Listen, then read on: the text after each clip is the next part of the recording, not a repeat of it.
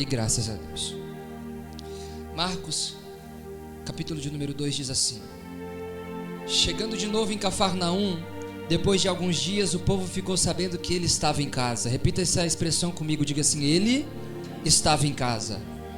Verso 2: e foram tantos os que se aglomeraram ali, que já não havia lugar nem a porta, e ele lhe pregava a palavra. Vieram trazer-lhe um paralítico carregado por 4 homens. Não conseguindo levá-lo até Jesus por causa da multidão, removeram parte da cobertura sobre o lugar onde Jesus estava, e por essa abertura no teto baixaram a maca na qual se achava deitado o paralítico. Observando a fé que eles demonstravam, declarou Jesus ao paralítico: filho, estão perdoados de ti os pecados. Entretanto, alguns dos mestres da lei que ali estavam julgaram em seu íntimo, dizendo: como pode esse homem falar deste modo? Ele blasfemando, quem afinal pode perdoar pecados, a não ser exclusivamente Deus? Verso 8 diz assim: Jesus então imediatamente percebeu em seu espírito que era com isso que eles estavam urdindo, e lhe questionou: por que cogitais desta maneira em vossos corações? O que é mais fácil dizer ao paralítico: estão perdoados a ti os seus pecados? Ou falar: levanta-te, tome a tua maca e sai andando? Todavia, para que saibais que o Filho do Homem tem na terra autoridade para perdoar pecados, dirigiu-se ao paralítico e disse: eu te ordeno, levanta-te, tome a tua maca e vai para a tua casa. Vai para tu o quê? Para tu o quê? Glória a Deus. Queridos, a título de informação, o Evangelho de Mateus, o Evangelho de Marcos, ele foi o primeiro a ser registrado por volta da era 63 depois de Cristo. É interessante que ele é classificado na teologia como um evangelho sinótico. E a palavra sinótico, ela é a junção de 2 palavras que no grego significa ver conjuntamente, ver da mesma forma. Por isso ele é considerado como um evangelho sinótico. Observando esse texto, observando o livro, você vai perceber que nos 4 evangelhos, cada um vai retratar a forma de Jesus de uma maneira diferente, direcionada, mas tratando no mesmo parâmetro. Mateus, quando você observa o livro de Mateus, você vai perceber que ele direciona a sua escrita para os judeus, apresentando Jesus como um rei. Marcos, por sua vez, ele vai escrever direcionado aos romanos, apresentando Jesus como servo. E Lucas, que era um grande médico, ele escreve acerca de Jesus, apresentando Jesus para os gentios, apresentando Cristo como um homem perfeito. Durante o texto, especificamente esse que nós acabamos de ler, Jesus, ele havia acabado de chegar em Cafarnaum. E quando você estuda sobre o território de Cafarnaum, você vai perceber que Cafarnaum era como se fosse um quartel-general de Jesus. Todas as vezes que Jesus voltava das suas incursões, das suas pregações, das suas cruzadas, ele vinha para Cafarnaum. Jesus fazia cruzadas, ele pregava, ele saía muito, mas todas as vezes ele voltava para Cafarnaum, porque aquele lugar era como se fosse o lar, o refúgio para ele, era como se fosse a casa de Jesus. E na verdade foi naquela cidade o lugar onde ele escolhe para estar na casa de Pedro e ali fazer a sua hospedagem. É interessante que o texto vai dizer que quando há informação que Jesus está na casa, ali vai se aglomerar vários tipos de pessoas de todas as regiões. Elas ficam sabendo que Jesus está presente em Cafarnaum e em casa, e ali elas vão começar a se reunir a fim de querer ouvi-lo, que ele tinha para dizer, a fim de ser abençoado pela sua presença. Mas as pessoas se reúnem naquele ambiente não para ver os milagres acontecer, não para ver as movimentações, mas elas se reúnem naquele ambiente para ouvir o que Jesus tinha para falar. Elas se reúnem naquele ambiente para ouvir o que Jesus tinha para dizer naquele momento. É interessante que hoje nós podemos ver que o Evangelho, ele ultimamente tem sido muita movimentação. É tão legal a gente ver as manifestações de Deus se acontecendo em nosso meio. É tão legal a gente perceber e enxergar que o Senhor, ele ainda cura, que o Senhor ainda ele faz o mover do Espírito Santo. Tudo isso é belo e maravilhoso.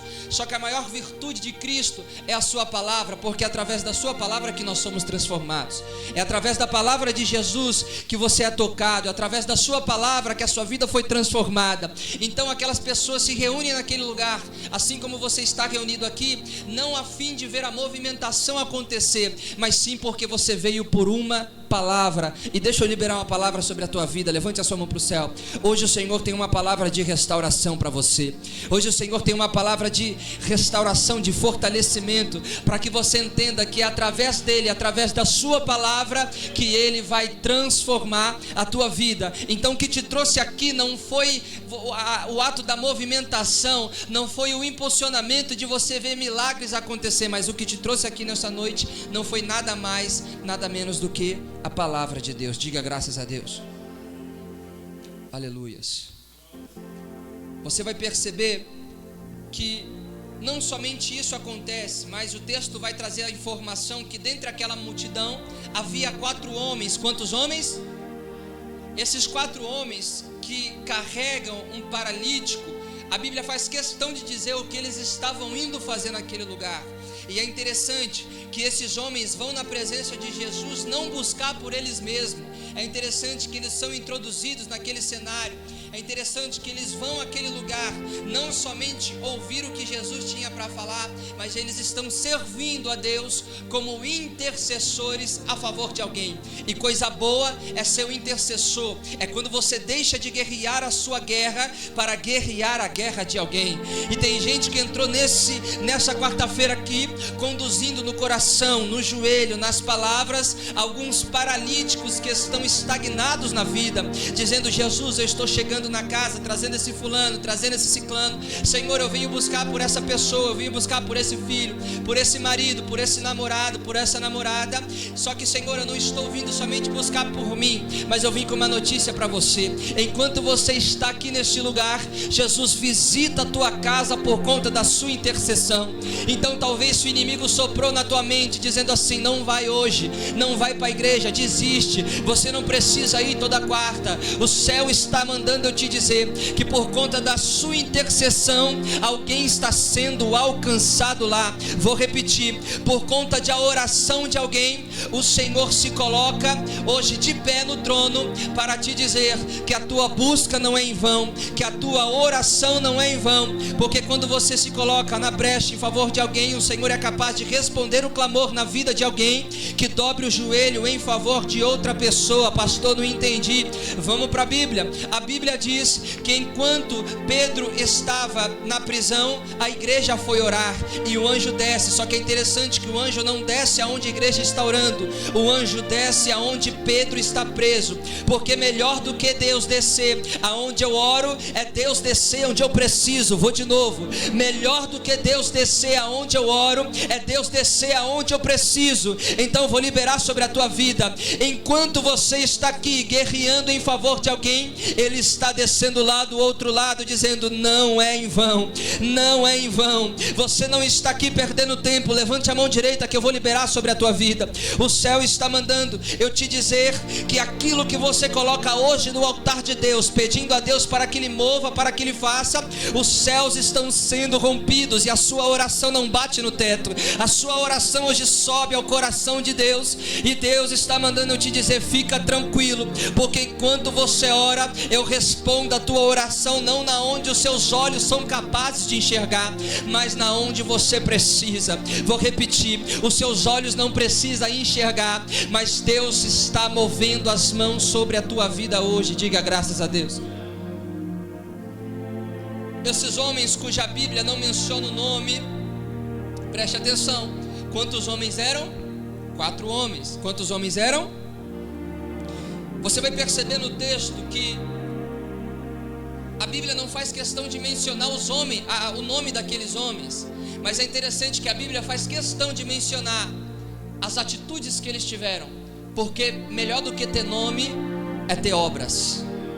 Vou repetir: melhor do que ter nome é ter obras. Melhor do que ter uma posição privilegiada é ter obras. É por isso que Deus está hoje nos exortando e nos ensinando que muitas das vezes nós estamos querendo que Ele faça algo por nós, para que nós sejamos vistos, para que nós façamos alguma coisa para mostrar para as pessoas, ou enfim, para que Deus nos abençoe de alguma forma que seja visível aos olhos de outras pessoas. Mas melhor do que isso é quando Deus está vendo as nossas atitudes, melhor do que muitas das vezes nós estamos relacionados com as coisas que são superficiais, é Deus trabalhar em nosso coração, em favor do nosso caráter. Então, muitas das vezes nós vamos perceber que tem coisas que a palavra de Deus vai nos mostrar. Você vai ver homens que eles foram muito importantes, mas as suas atitudes no final não vai corresponder com o começo da fé que eles tiveram. Mas a Bíblia não faz questão de mencionar o nome desses 4 homens, mas eles estão vocacionados em carregar um paralítico, em carregar alguém que tenha uma necessidade. E muitas das vezes é difícil da gente entender isso, porque a gente acha que muitas das vezes a intercessão é somente você orar pela pessoa, é somente você buscar pela pessoa no ato da oração, no ato de você vir à igreja e no ato de você buscar por ela. Mas Deus está nos ensinando hoje que muitas das vezes a intercessão na vida de alguém é quando você enxerga que aquela pessoa tem uma necessidade e você vai lá, pega na mão dela e você diz assim: fica tranquilo, porque eu vou te ajudar, independente da sua situação. Então tem momentos que existem pessoas, talvez na sua família, dentro da sua casa, que você vai entender que existem momentos de você orar, mas existem momentos de você pegar na mão daquela pessoa e dizer assim: olha, eu estou contigo, eu estou com você, vamos junto, mesmo que você esteja fraco, eu vou te acompanhar. Porque muitas das vezes na nossa vida é assim, a gente tem força para orar, mas a gente não tem força para agir, e a oração sem movimento, ela não acontece nada, porque a própria Bíblia diz que a fé sem obras, ela é morta.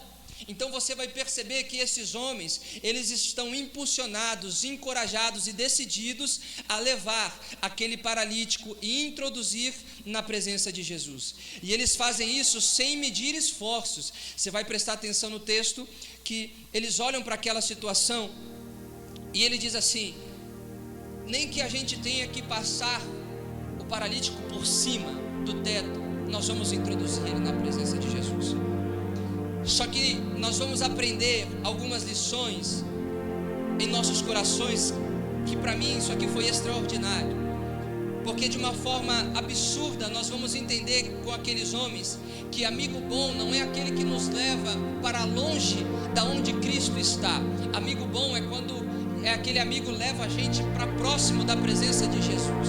Perceba o cenário, a multidão era grande e Jesus estava ali para descansar, porque era esse o propósito dele voltar para Cafarnaum. Todas as vezes que você volta para sua casa é porque você quer descansar. Todas as vezes que você volta para sua casa é sinal que você quer voltar para o seu lar, para a tua família, que você quer ter um momento de paz. É esse o propósito do lar, de você descansar, de você olhar para as situações que você passa no dia a dia e você perceber que você tem um momento de paz, que você tem algumas pessoas que você pode contar para ter um alívio, um refrigério. Mas é interessante que mesmo Jesus voltando para o lugar aonde era para ele ter descanso, ele vai encontrar alguém que precisa da oração, ele vai encontrar alguém que precisa que ele pregue a palavra. Levante a sua mão para o céu, que eu vou liberar uma palavra sobre a tua vida. Muitas das vezes você vai chegar na tua casa e você não vai ter descanso. Muitas das vezes você vai chegar na tua casa e você vai perceber que você vai ter que lutar uma guerra mais forte daquela que você venceu.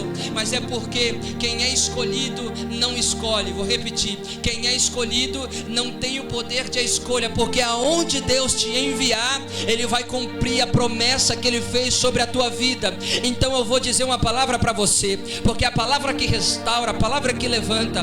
Deixa eu te dizer uma coisa: se Deus te trouxe aqui essa noite, é porque Ele sabe que aonde você pisar a planta dos seus pés, Ele vai te usar, porque Ele conta com você. Então não desista da tua fé, não desista da igreja, muito menos do teu chamado, porque Deus precisa que você se mantenha em pé, porque tem muitas das pessoas que hoje vão até a tua casa para receber uma palavra, porque encontram em você o Deus que você serve. É por isso que tu não pode parar, é por isso que todas as vezes que você pensa em desistir, parece que a chamada queima no teu peito e diz assim: ó, não para, não desiste, não temas, não é hora de você descansar, porque tá vendo essa multidão? Você precisa se levantar, porque eles precisam de você, e através de você, através da sua vida, do teu chamado, através da sua coragem de levantar da tua casa e vir para esse lugar, é que Deus vai usar você para abençoar a vida de pessoas. Diga glória a Deus.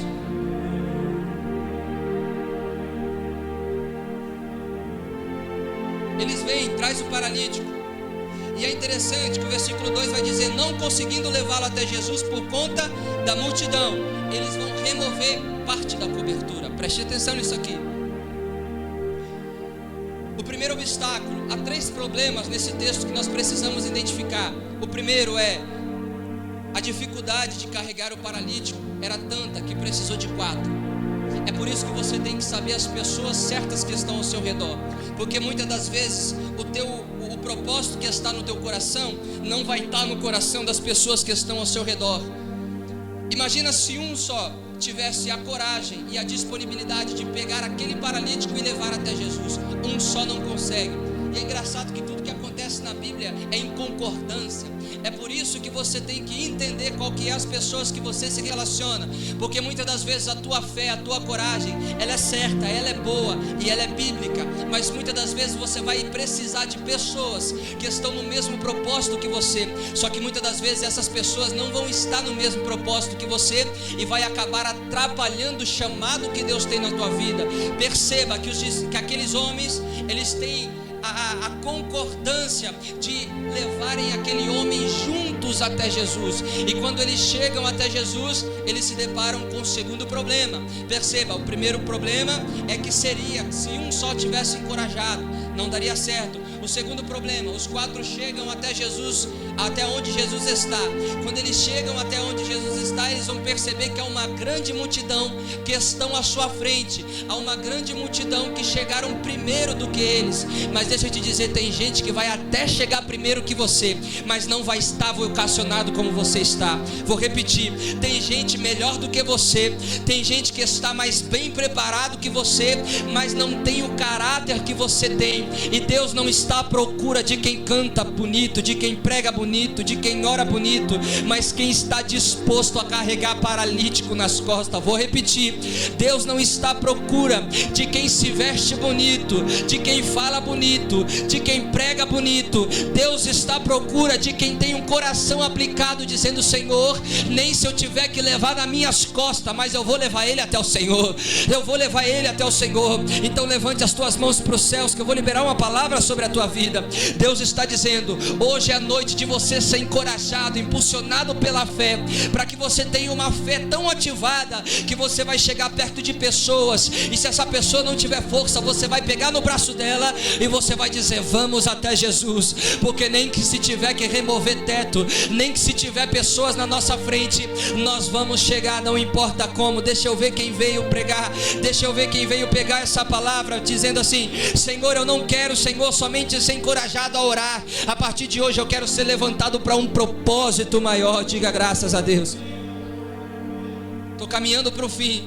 Aí a Bíblia vai dizer que por conta daquela atitude, olha o versículo 5: observando a fé que lhes demonstra, porque o que chama a atenção de Jesus não é ter nome. Vou repetir, o que chama a atenção de Jesus não é a atitude de chegar a 4 homens e se deparar com a multidão. O que chama a atenção de Jesus é a fé que eles tiveram para ir mesmo com a multidão. Deus está dizendo para alguém: vai ter dias que você vai encontrar uma multidão na tua frente, vai ter dias que você vai encontrar coisas que parecem que vão te impedir de chegar perto de Jesus, mas o interessante é que eles não retrocedem. Quando eles olham aquela multidão, eles não falam assim: não, tem muita gente na minha frente, não, deixa quieto, outro dia eu venho, quando tiver menos pessoas, quando tiver mais tranquilo, eu levo você até Jesus. Não, quando eles chegam, se deparam com a multidão, eles dizem assim: ó, vamos continuar, não vamos parar, vamos continuar, porque essa multidão é muito pouco para o tamanho da obra que ele vai realizar na tua vida.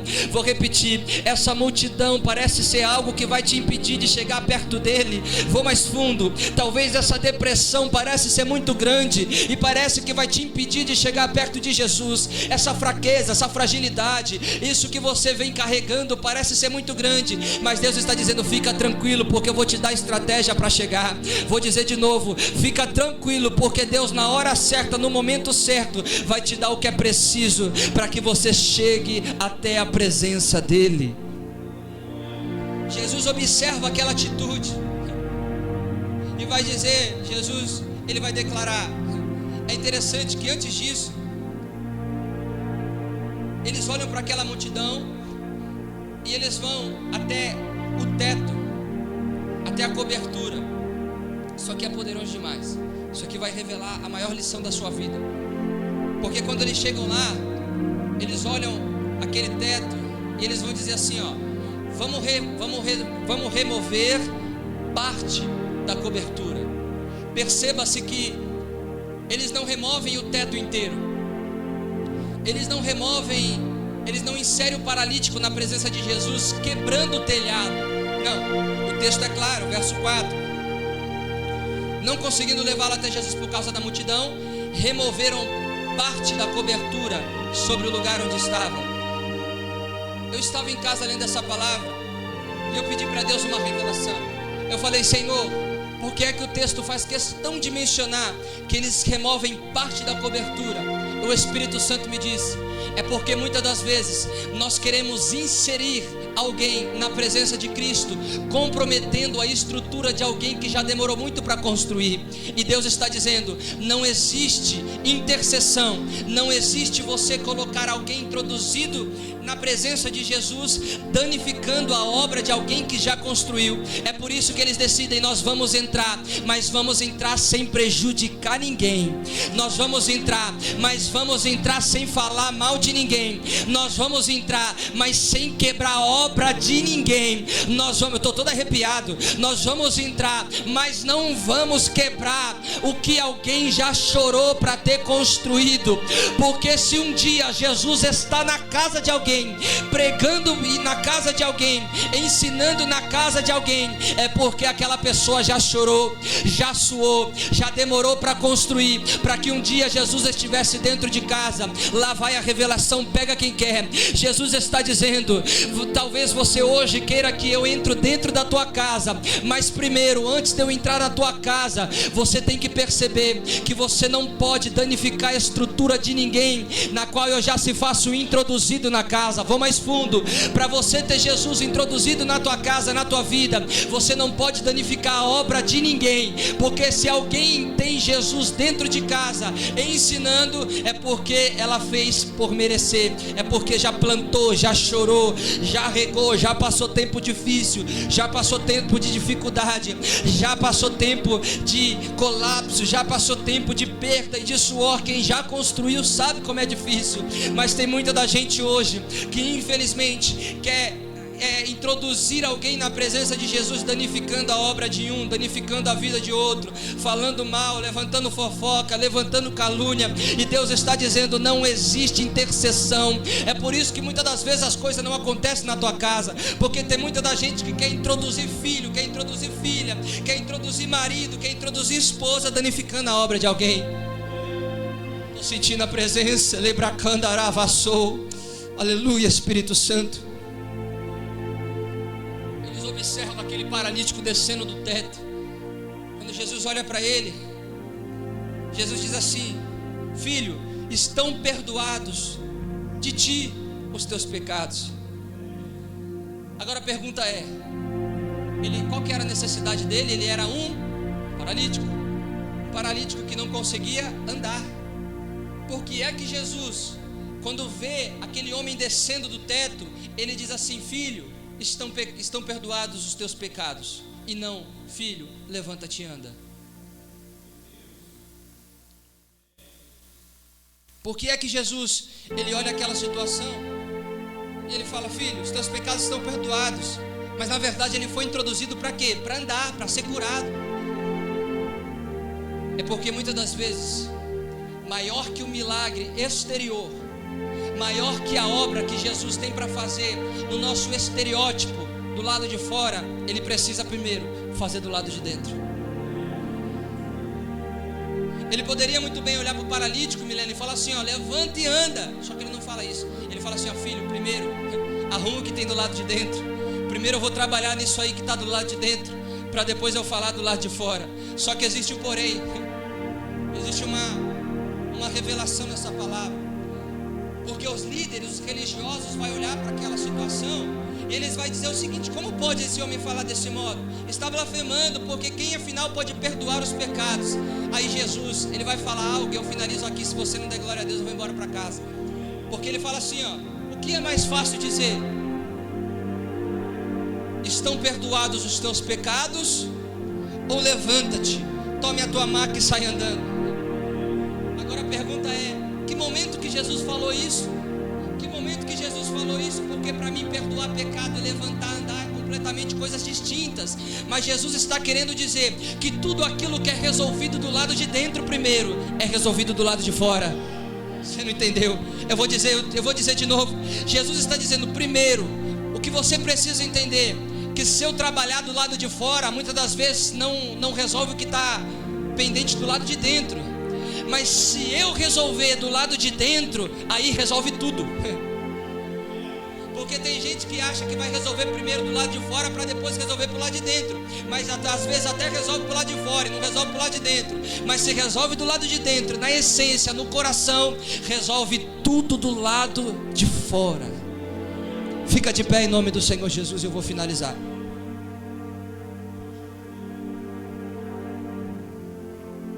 Verso 10.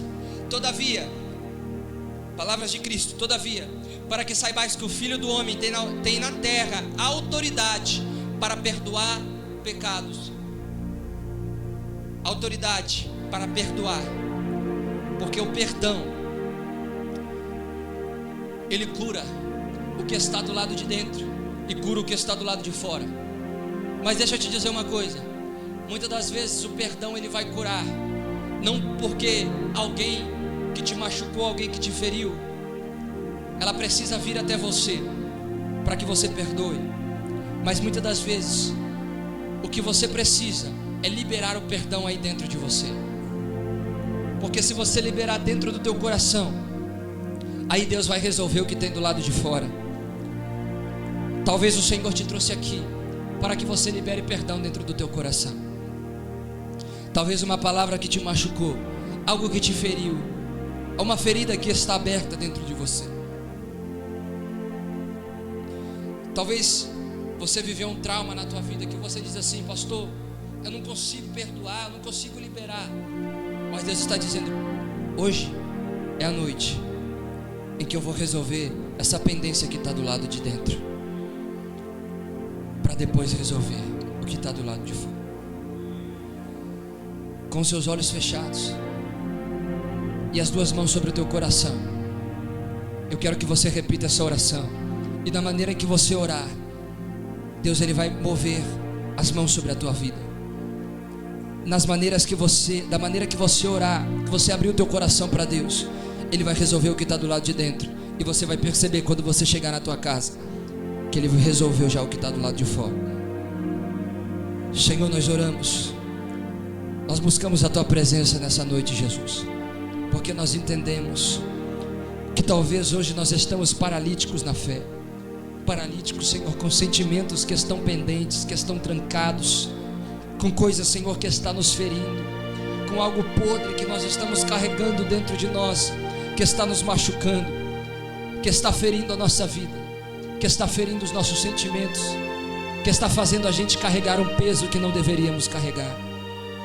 Eu quero que você pense nessa pessoa agora, essa pessoa que tanto te feriu, que tanto te machucou, que tanto te causou trauma. Não precisa dizer em voz alta, mas em pensamento. Deus não está à procura de quem ora bonito, mas Ele está à procura de verdadeiros adoradores que oram em espírito e verdade. Em teu coração, diga o nome dessa pessoa e diga assim: eu te perdoo. Elevassure candaravassure mandaravassou emiandaravasebe. Diga em teu coração, diga: Senhor, eu perdoo todos aqueles que machucaram. Senhor, eu perdoo todos aqueles que me feriram, todos aqueles que me decepcionaram, todas as pessoas que me frustraram. Senhor, hoje eu tiro a paralisia da minha vida. Levar a vassoura e candar a vassoura. À medida em que você está dizendo o nome dessa pessoa, Deus está tirando um peso das tuas costas, Deus está tirando um peso do teu coração. Deus está fazendo você uma nova pessoa, um novo homem, uma nova mulher. Deus está secando as tuas lágrimas, dizendo para você: avança, continua, porque agora você vai ver o tamanho da obra que eu vou fazer na tua casa. Oh, eu sinto a presença de Deus aqui. Aleluia, Espírito Santo. Aleluia. Diga para Ele, diga assim: Senhor, hoje eu sou livre. Sou livre de toda culpa, de todo pecado, de todo trauma, de todo desânimo, de toda fragilidade. Hoje eu estou livre, Senhor. Jesus então olhou para aquele paralítico e disse: eu te ordeno, levanta-te, tome a tua maca e vai para a tua casa. Por que Jesus mandou aquele homem voltar para casa? Porque talvez ele já não tinha mais ânimo para voltar para casa, porque ele já não tinha mais força o suficiente para levar ele para casa, porque talvez as pessoas que ele esperavam, as pessoas talvez que ele tinha como espelho, não levaram ele para casa. E eu estou falando desse paralítico, mas estou falando da tua vida. Quantas das vezes você queria que alguém te levasse para a casa do Pai? Quantas das vezes você queria que alguém pegasse na tua mão, pegasse a tua maca, dizendo assim: eu vou te ajudar, e ninguém te ajudou? Mas hoje o céu está mandando te dizer: levanta-te e volta para casa, filho. E volta para casa, filho. Volta feliz, volta contente, porque agora você volta, e não volta paralítico, você volta restaurado, você volta renovado, você volta andando. E aquelas pessoas que olharam para você como um paralítico, elas vão ver o tamanho da obra que Deus fez sobre a tua vida. Elas vão ver o tamanho do milagre que você está carregando. Essa maca que você usa, não descarte não, porque é através dela que Deus vai salvar pessoas. Porque você vai encontrar pessoas na rua com o mesmo problema que você tem, e você vai apresentar a sua maca, as suas feridas, as suas sequelas, as suas cicatrizes, e você vai dizer: é possível voltar para casa. Vale a pena voltar para casa. Vale a pena voltar para casa. Vale a pena ser restaurado por Jesus. Diga assim: eu creio que hoje eu volto restaurado para minha casa. Aplauda o Senhor Jesus.